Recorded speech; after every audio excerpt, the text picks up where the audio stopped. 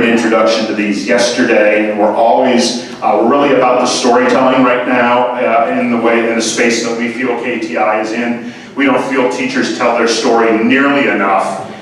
We don't get to know why they have the approach that they do in the classroom or arrived in the headspace that they're in.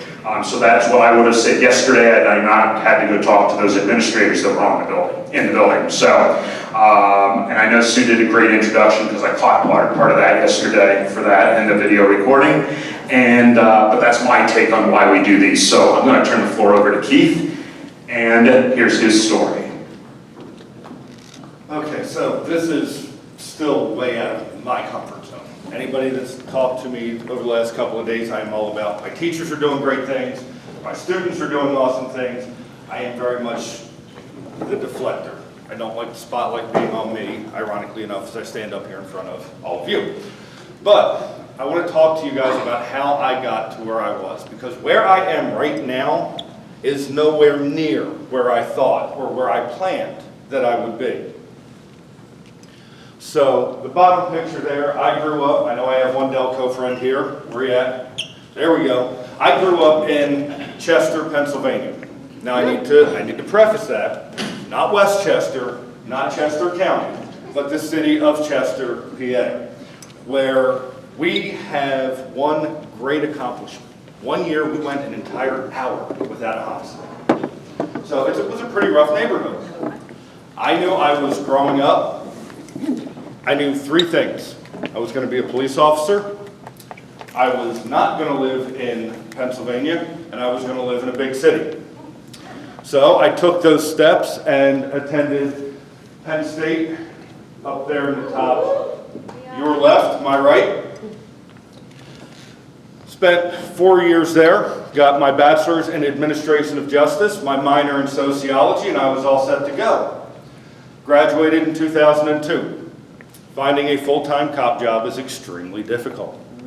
So, the only place I got hired was a suburb of Philly where they were paying me about $9.25 an hour part-time, no benefits to be shot at. That wasn't going to work for me.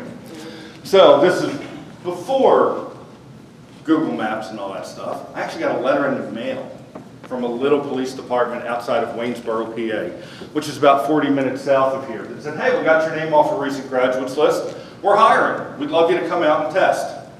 Pulled out the paper map, said, I can do that drive in a day. Did the drive out, got hired, and my dreams of not living in Pennsylvania and working in a big city had already changed. That is Main Street, Waynesboro, in the top, your right, my left. So what do you do after you get your first full-time job? Well, wow, that cut off half my face, but that's okay. So I got to live out my dream as a police officer for just about a decade. I made some really, really good friends. Bottom left there are three gentlemen that I had the honor of working with. I am still very good friends with today. I have to throw this out here because this is something that not a whole lot of people have ever witnessed. But we used to tour baseball stadiums. So we flew down to see the Marlins play the Phillies. We were actually in person to see Roy Halladay's perfect game. Oh. I throw that in my cousin's face every year. She gets a text message from me going, wow, it's almost like I was there. And then she rolls her eyes so hard at me that I'm pretty sure the rotation of the earth slows down. But there was me, 22 years old, living what I thought was my dream. I accidentally gave myself the nickname last year of Baby Keith when I did this, because that is a baby up there. No idea what life had in store for him. So what do you do after you get your first full-time job? You think you are on the right path of what you're doing? You get married. I married this beautiful lady here that I met at Penn State. And what happens after you get married? Well, you start a family. Aww. This one's always a tough slide for me because that adorable human being is now a 15-year-old teenager. He came along. That is my son Keith. And it was one of those, I started getting a look at all of my quote-unquote souvenirs from being a police officer, all the scars. And I couldn't do it anymore. And I knew it. I could tell my reaction time was slowing down because I wasn't thinking about just me anymore. I had that guy that I needed to come home to. So, talked to my wife, and this is how you know you found a really good one. She looked at me and she goes, "You are miserable right now. I don't care if you're happy flipping burgers, I will buy you the spatula. However," she said, "I think you'd be really good in the classroom." She is a teacher herself. If any of you attended my session yesterday, I'm warning again, if you ever have the opportunity to meet my saint of a wife, I will deny it till the day I die. She was right. When I got in the classroom, I started to really feel like I was at home. So, but in order to get to that place, I had to go back to school. So let's take two on this. I attended Wilson College to get my elementary education certification. Still stayed in Waynesboro, so again, my dream of living in a big city is still not coming true. Graduated from there. And I got hired in Washington County, Maryland, which is right across the line. I got to spend 5 amazing years at a building, I got to spend a lot of amazing years at this building, Eastern Elementary School. First 5 years down there, absolutely loved it. Taught 5th grade for 3 years, got moved down to 3rd, got to loop up with my kids to 4th. I was loving it. Then they moved me back to 5th. And I started to get bored with what I was teaching. And I know if I was bored with it, so were those 5th graders. I started to sound like Charlie Brown's teacher. Wah, wah, wah, wah, wah, wah, wah, wah. So how could I change that? One small thing. I started blogging with my kids using a platform called EduBlogs. These kids started posting their work to a global audience. How many of us in here absolutely love writing and love to teach writing? Wow, okay. Not this part's not going to be for you guys. I hated it with a passion. However, when I gave these kids that global audience, they started to love it. I had kids running into my classroom to grab their device because they wanted to see if other students from around the world had been commenting on their work. They started to take pride and ownership in it. And that was so cool to see. What was one more thing I could do then to keep it going? And that's when I discovered Spheros. Those kids there in the bottom right were creating a model of the galaxy. They designed it. They came up with the key. I really did become pretty much just a spectator in that class, and I absolutely loved it. That I saw these kids grow more than I could have ever hoped. So, everything's going great. 2020 happens. It's okay. We go virtual. But I'm starting to get a little restless again. So let's take 3. Middle of a pandemic, December of 2020. That sounds like a perfect time to not only switch schools, but switch districts and states. Yeah, if I do anything, I go big or I go home. So, my wife, who was a lead teacher in Washington County, during the pandemic, she didn't have kids. We were all virtual. So she was scouring the internet looking to see what jobs were open. She sends me a link for the local school district where we live and says, hey, they're looking for an instructional tech specialist. Okay? I start to fill out the application.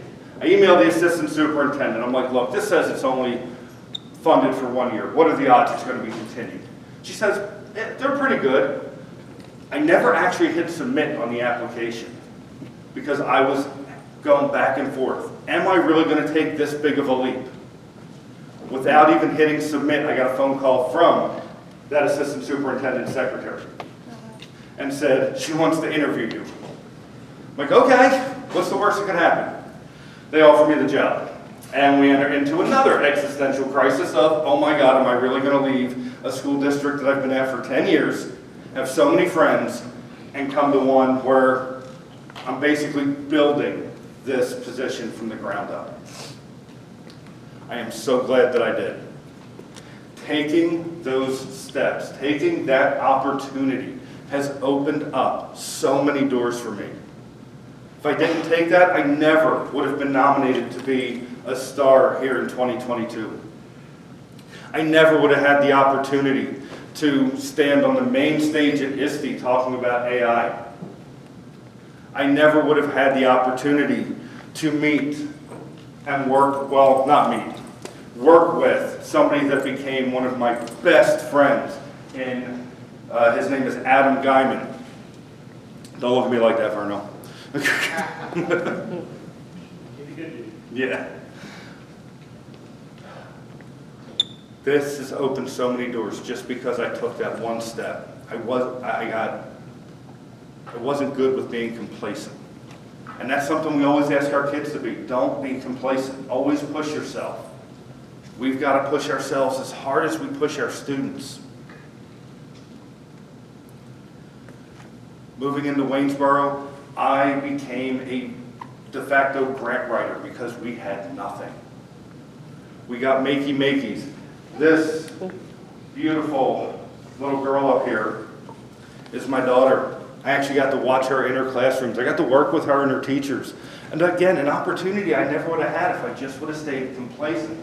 By the way, this one, if she was first, there wouldn't have been a second. I absolutely love her to death. She is strong-willed. She is opinionated. She advocates for herself. She speaks up. All the characteristics I want my little girl to have when she grows up and takes on the world. Not the qualities I want a parent. All the gray hair and the beard, right there. We wrote grants. I will put my technology library against any one of my neighboring districts. We have Oculus for our middle and high school. We have Spheros. We have Ozobots. All of this stuff, these kiddos are now getting to see and to work with on a daily basis.